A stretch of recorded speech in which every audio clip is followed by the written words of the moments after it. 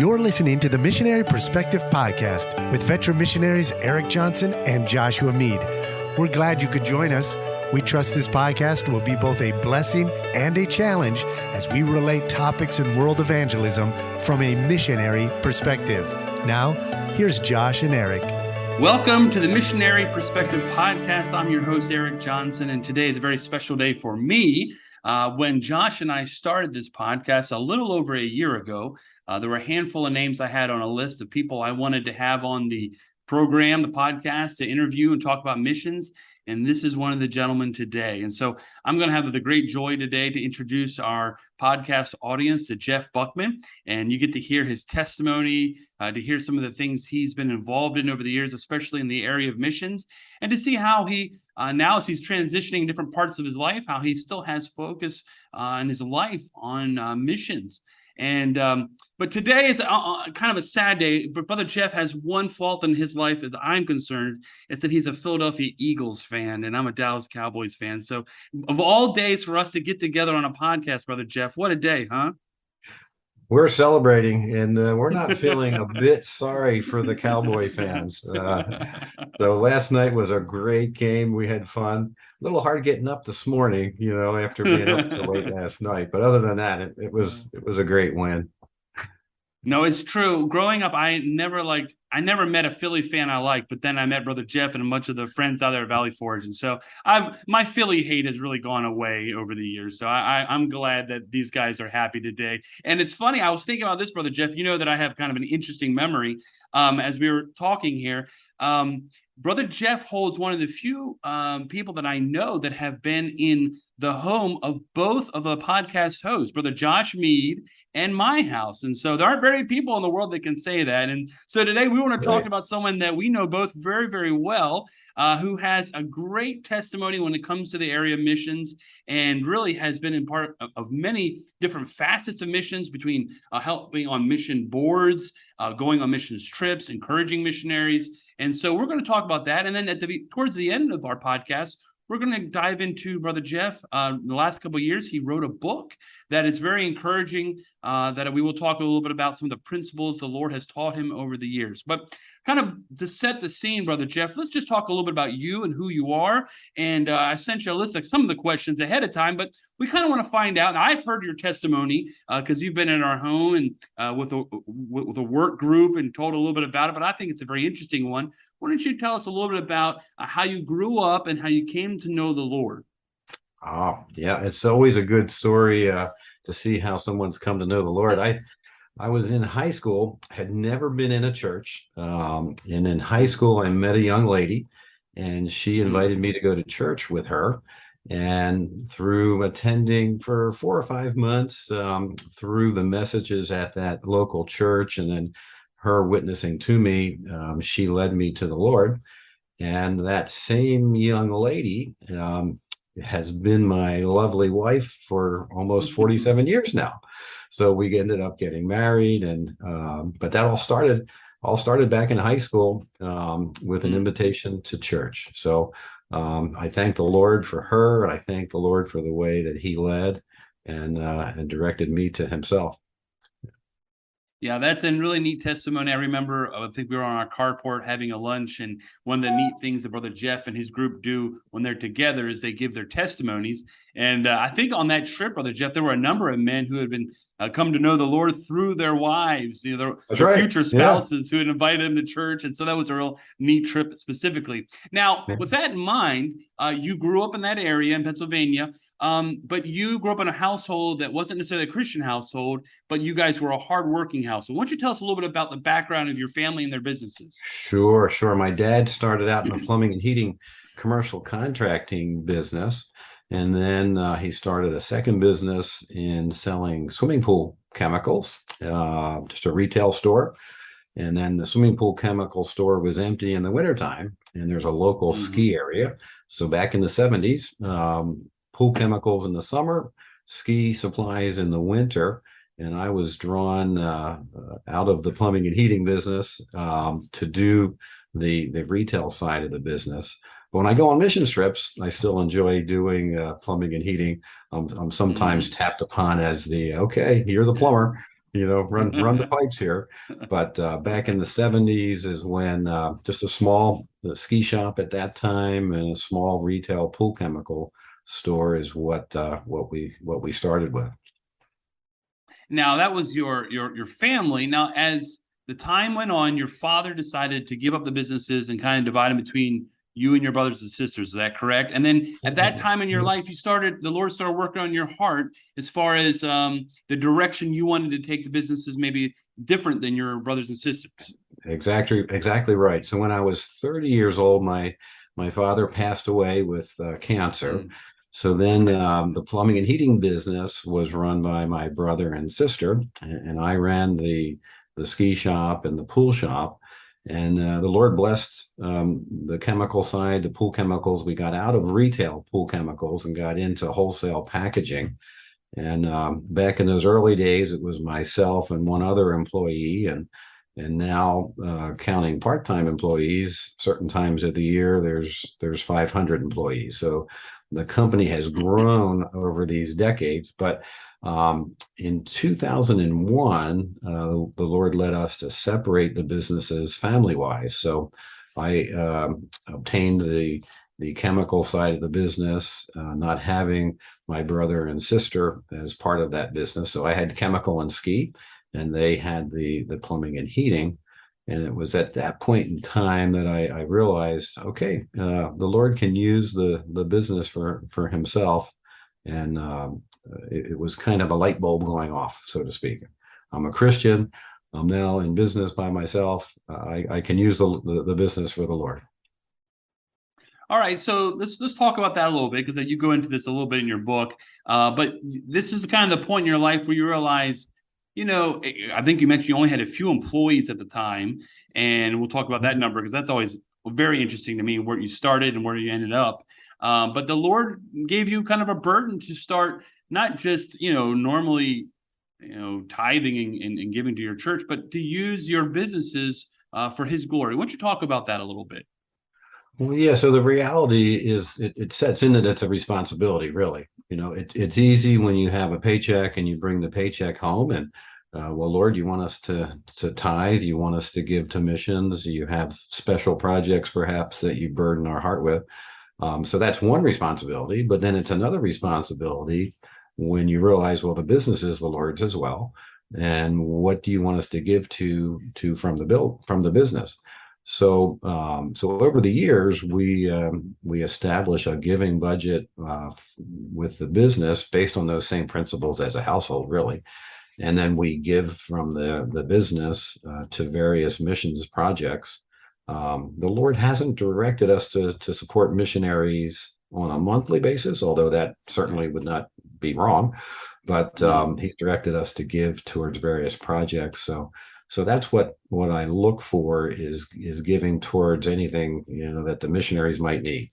And there's quite a variety of lists, really. There's the computers or cars or land purchases for a church or a building project, but then there's other things that come up. There's maybe an emergency health need where the missionary needs to get home quickly to be with an ailing parent or a loved one, or college students that they miss and they want to see during Christmas break or something. So there's just a variety of different things, but that's what we look for to give from the business.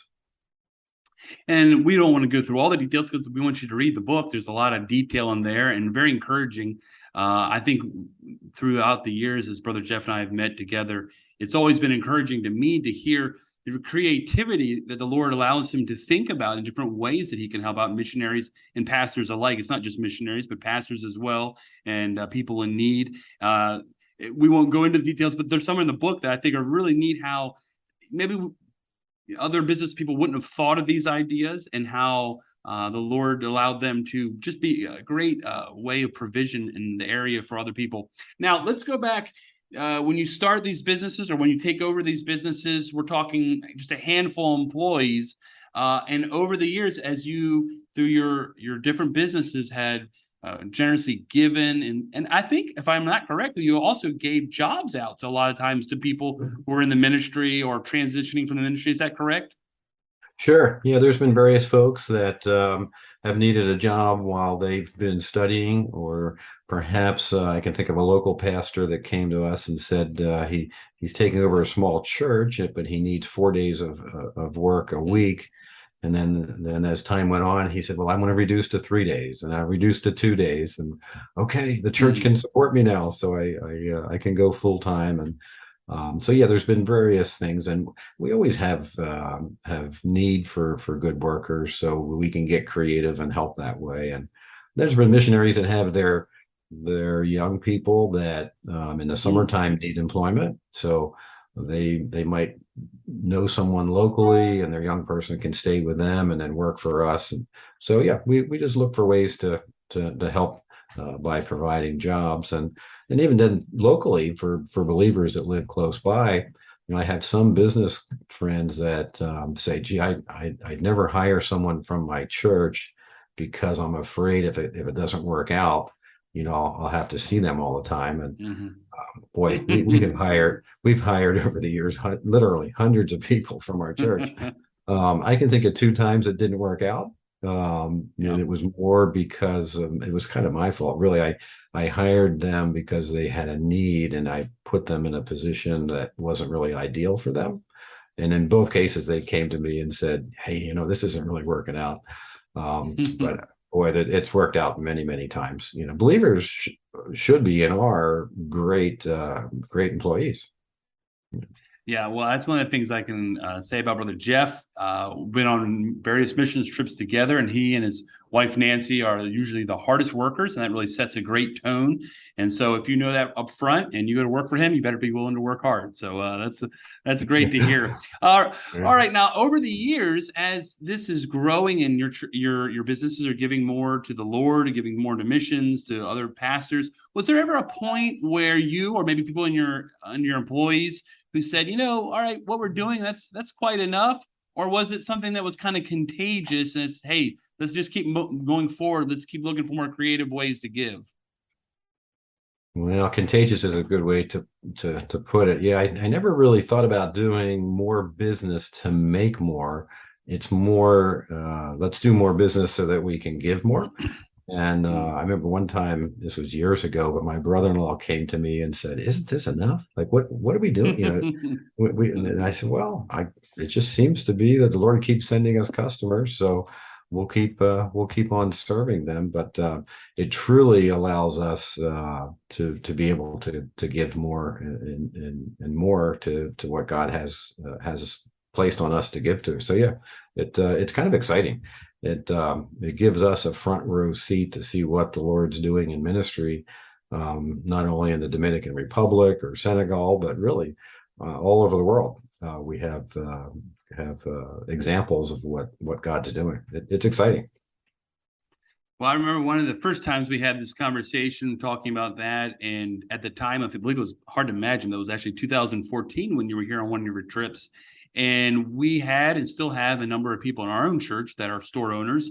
And I had Brother Jeff give his testimony and talk about this. Now, this was 2014. I know recently he's kind of given up some of the leadership of his businesses. But at the time, I believe when he started some of the businesses or took over from his family, he was in the neighborhood of maybe 20, 30 employees. And at the time in 2014, the employee number was, I want to say 300 or 400. Is that correct?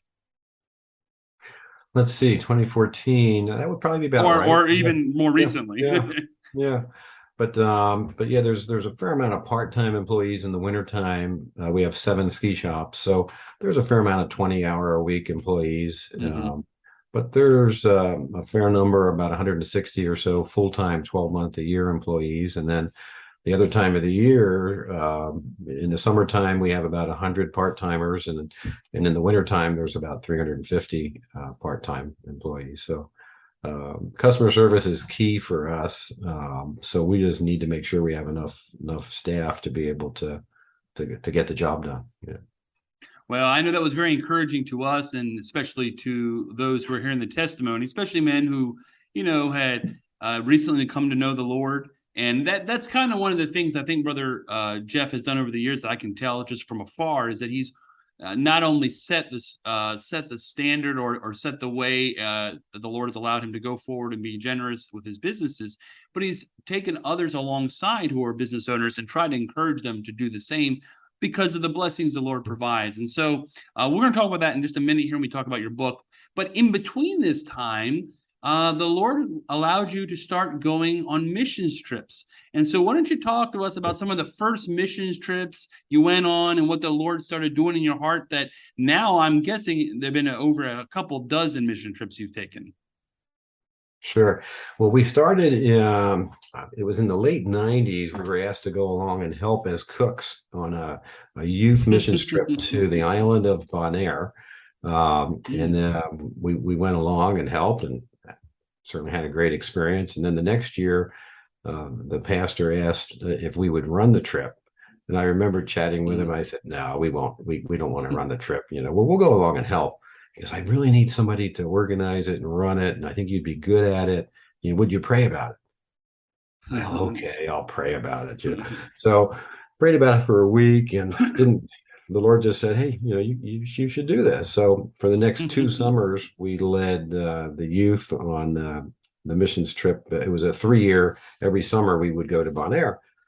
So that next year, the second year, we led it, and the third year we led it, and they were both great experiences. And then when we went to Valley Forge Baptist, we were asked what do we like to do ministry wise. So I mentioned mission trips, and that we've done 2 or 3 mission trips a year through Valley Forge as well. They're really mostly all adult construction trips or vacation Bible school trips or both. Sometimes we do both. But yeah, it's become a really an important part of our life. Really, we enjoy the short-term trips. So we have Gambia coming up in March. We have Papua New Guinea coming up in August or September of next year, and then back to you next fall. Yeah, we're very excited about it. We're very, very excited about that. So what specifically, as you started going these trips, you have a business back home. I'm sure you have many commitments and responsibilities. You're not called to be a missionary or pastor, but as you would go and you would lead people on these trips, what specifically do you feel like when you would go that the Lord encouraged you in that you wanted to keep doing it? Yeah, so it's an encouragement to the missionary just to have fellow Americans, so to speak, come and be with them and spend time with them. Not as a couple, so we have like on a construction trip, we'll have a few ladies come along to help with the food, and they help encourage the missionary's wife as well. So it's an encouragement to them. It's a major encouragement to the local believers. Some work with us on the work team, and others will work if it's a VBS on the VBS. We try as much as we can to get as many of the local believers helping us and working alongside of us. And even though sometimes you can't speak the language, you just communicate, through motion or describing things that way. But you just have a great time, and it's an encouragement to the local believers, and it's very encouraging to the team. You get to be good friends when you serve together, and when you serve together in not necessarily normal environment. So you get to have that in common. And some of my best friends are from our mission teams. We just and then there's another aspect of a missions trip. When that missionary has a need, or that missionary has an event in their life that may not be real positive, if they have a health need or something, and when their request for prayer comes back, boy, everybody on that missions team is praying. So there's just a number of different aspects of the missions trips they're just a positive thing. There really is a kinship that you build on missions trips that I'm sure, obviously it's in a smaller, different circumstance, but there's like when you meet people who were in the military together they had just have a camaraderie. You see that very similarly when you go on missions trips. Yeah. So that is a very now. I know that you have a million stories. I remember a story specifically about where you and the river had a situation, and I know you came out ahead on that one. What are some more interesting, fun stories that you remember in some of the far-flung places of the world you've been to? Well, you've got me started on that river one. So, but I can think of a time in Vanuatu when we were doing it was a VBS for kids. We probably had, I'm going to say, maybe 125 kids coming out every day. And then there was another team that was building a church. And you have to realize, in the jungles of Vanuatu, a church is not, it's posts with a roof, but we sunk the posts in the ground, built the roof, and then had the first church service. So the locals invited the whole team, including the VBS team. There was 27 of us that went on that trip. We had pastors that were giving pastor clinics as far as going over different topics that pastors deal with. But all 27 of us, they had come after the first church service. They had a meal. And it was just a National Geographic moment. These nationals in loincloths and village dress, and just chanting and singing in their language, praise to the Lord for building this church. And then we had a feast, and we didn't really know exactly what we were eating, but it was cooked underground, and it was just a very it's just a moment that I'll remember really the rest of my life. So that would have been in Vanuatu. I think it's funny. I think one of our mutual friends, Brother Kevin, will show me some photos from that trip and explaining that. And I think that had a great impression on him as well. Oh, all of us. Yeah, all of us. Oh, my. Well, that's a great thing to be as an advertisement to those who are considering going on missions trips, is that the Lord will allow you to be a part of a team. You'll grow, you'll be encouraged, you'll know how to better pray for your missionary. But you also have experiences that you will cling to for the rest of your life. So that's really special. Yeah. Well, what you've hosted, or not hosted, but led many, many trips. You've dealt with many, many missionaries. This podcast, the majority of people who listen are missionaries, whether young missionaries or veterans. And I can say that we have hosted many missions trips, and there are very few that are as well prepared as your church. From the side of the missionary, what's a way that, you a lot of times are coming in with 15, 20, 25 people. Maybe you could give some tips, because I'm sure you've had experiences, and we're not trying to single out anybody in their bad experiences, but maybe learning opportunities for the missionary who's going to host a group that's maybe even a good size. Some tips that maybe you have seen people drop the ball in the past, so it would be an encouragement to say, make sure you're best prepared in some of these areas. Sure. Well, there's really we've learned over the years, and we've done maybe 30 or 32, 33 missions trips, and we learned early on that the missionary has so many things on their plate to do. It's just you chief cook and bottle washer. So we try to organize things on our side. We realize that missionaries have had bad experiences where teams have come and they haven't worked hard. They've wanted to come and be on vacation. They want to go sightseeing. So we tell our teams, in the very first meeting, that's not what we're going for. We're going to work hard, and we're going to work hard. And oh, by the way, we're going to work hard. We're there to serve the missionary. From the missionary standpoint, we try to send material funds for them to buy the materials. So we send those funds well in advance. So that way, we realize that they have many things to be doing, so they can work that into their normal schedule. But we send little reminders, do you have the materials? How are the materials coming? Do you have the materials? Just to make sure that when we get there, the materials are there. So that's well. And then we try to communicate as best we can. For some reason, construction guys like to eat. I mean, they just put away the food, So we try to communicate as best we can. We'll send as much money as you want, for food, but let's feed these guys. I do remember on one missions trip we were on, day one, it was kind of like, okay, there's not a lot of food here. What are we going to do? So we all got together, and when you go on a trip, everybody packs some snack bars and maybe some beef jerky and stuff. So we all put it. We said that night when we were all together, I said, okay, let's put all of our stuff together to see what we have. So we then dispersed that every day, kind of like on a ration basis. But that was the only thing I would say from a missionary standpoint.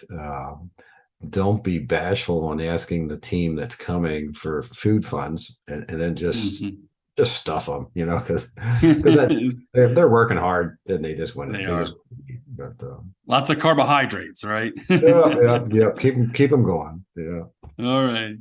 Well, good. All right. Well, so with that in mind, let's make a transition. So through all these experiences with the businesses and your missions trips, now a few years ago, the Lord or someone inspired you to write a book. Why don't you talk a little bit about your book? And the title of that book is "Making Your Business God's Business." Also available on Amazon for $8.99. A little plug there. Why don't you tell us, how did that come about? Well, a couple of missionary friends and pastor friends. So Pastor Joyner at Valley Forge, for a few years, he was saying, hey, Jeff, you should write a book so other business guys can see what you're doing from a business standpoint. And my comment back was, well, I'm not doing anything special. This is what Christian businessmen do. You go, no, it's just a little different. So then a friend of mine, Mike Herbster from Southland Christians Camp, and Andrew Bonnell, who's with Biblical Ministries Worldwide, and David Hasselfluck, all with their wives. We were on a ski trip together, and throughout the week they were saying, you should write a book, and I just discounted the same thing. I'm doing the same thing every other guys are doing. No, you're not. No, you're not. So Friday night of that trip, we had a dinner reservation. We showed up half an hour early. We didn't realize we were showing up early.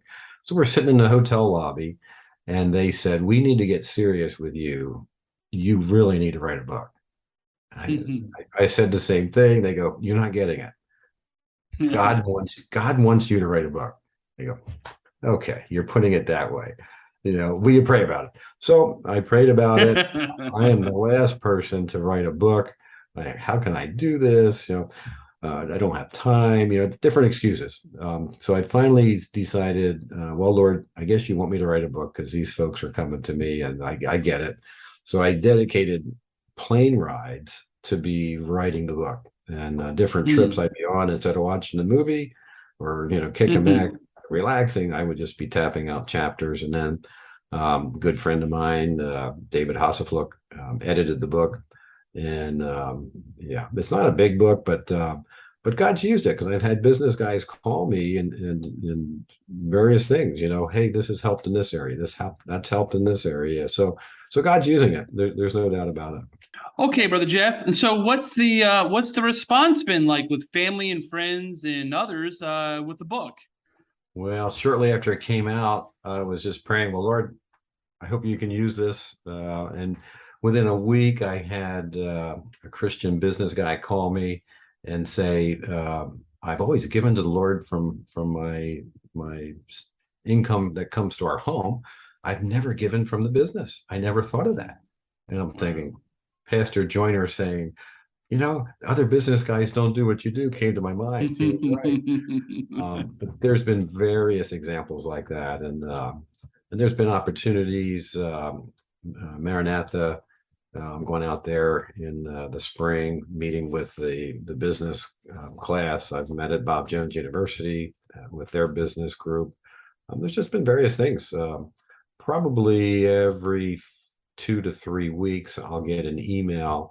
A fellow in Florida, he contacted me and wanted to know if he could call. And so we hooked up, and he just said, hey, I just want you to know your book has given me direction in this area and in that area, and thanks for writing it. And yeah, it's been surprising, really, because I just thought that that's what Christian business guys did.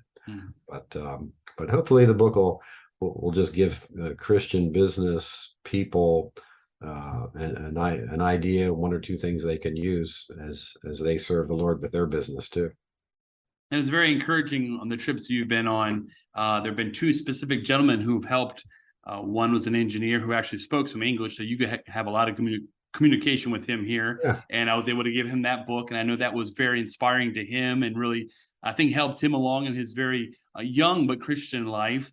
And then it's very interesting that as of today, we're starting construction on our third church building.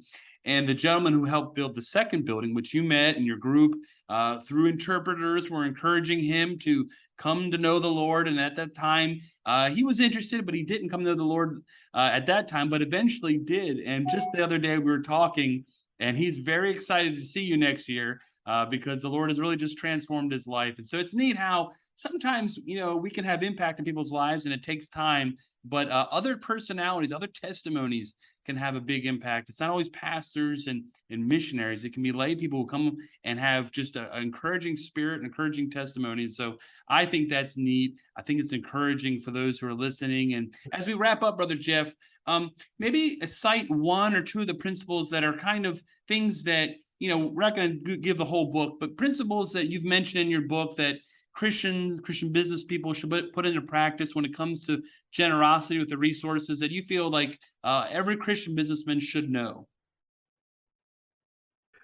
Well, there's really a few things that come to mind, but every Christian business person should be giving from the earnings of their business, and so that's kind of a given, I think, but I'm finding it's not. But another area would be just the services that your business provides. So when we have a pastor or a missionary that's in our area, and we find out that they're a skier or a snowboarder, we'll send them to one of our stores and say, what do you need? And help them get furnished with the latest and the greatest. But we're from a pool chemical standpoint, we'll take our products and go to Christian camps and supply the pool with chemicals. And we couldn't do that in years, when years ago, we'd say, hey, we can provide the chemicals at cost. And then as time went on, we said, hey, we can provide it at half of our cost. And then a couple more years, we said, hey, it's yours, just take it. So you have to watch, you can't you don't be wise. You have to be wise in how you do that. But I think not just for business people, but just really every believer, God's wired us with certain talents and things that we're good at, and we just need to be busy using them. So, it could be in your local church, helping with Sunday school. It could be helping in the kitchen, or, cleaning up in the church, or whatever it might be. From a business standpoint, business people are wired differently than pastors and missionaries. So we can give advice where they might be asking for advice, and just using what God's given us. It's not necessarily a monetary thing. It's more time and talent, and being willing to give that, because the Lord's given it to us. Why shouldn't we be willing to help out in ministry wherever there might be that need? Well, Brother Jeff and I had spent a lot of time together on these missions trips, and I thought I knew him pretty well. But boy, this book really, I learned a lot about him and his creativity in his businesses and giving to the others and giving to the Lord. And so I want to encourage everybody to go get that book, Making Your Business God's Business. And like I said, you can find that on Amazon. And I encourage you to buy that book, read it, and maybe get a couple copies for businessmen in your church. It's like Brother Jeff said, it's not a real long read. It's a very easy read, but just really filled with exciting stories, how the Lord had used them mightily in people's lives. And I will say this, one of the neat things about Brother Jeff, if you get to spend time with him, he has a very great personality, but his generosity is very contagious to others. And we've been firsthand examples of not only his generosity, but his encouragement to others. And I would say that is something that is great for missionaries, is to encourage people to learn more about how, not just to give the missions, but to encourage missionaries. I know after learning some of the principles that Brother Jeff has done, we've actually implemented some of those in our own personal life. And I just think everyone can learn from this, especially maybe people you know in your life. And so go on to Amazon, order that book, whether it be Kindle or hard copy, Making Your Business God's Business. Brother Jeff, thank you so much for your love for missions. You give so much of your time and your efforts and your treasure to the Lord. And the real star of the family we didn't get on today, Miss Nancy. She's the one that really, we know she's the nuts and bolts of everything. She's the hardest working lady I've seen on a work missions trip. You don't want to mess with her. She knows what's going on, and she loves the Lord. She's a great teacher. She's helped many times with Holly here on the missions trips, and we probably didn't give her enough credit today, but we know that she's right there by your side all the way. Oh yeah, I wouldn't be able to do it without her. She covers a lot of bases for me, and we're both just thankful, and we praise the Lord for what He allows us to be involved with. It's exciting. Really. Well, we thank you so much, and we ask the Lord to continue blessing you in your future travels, your future trips, and all your endeavors. And listener, we want to thank you for listening to this podcast. I hope it's an encouragement. Feel free to reach out to us if you have any other questions. Josh will be back next week, and we want to say thank you for listening to the Missionary Perspective Podcast.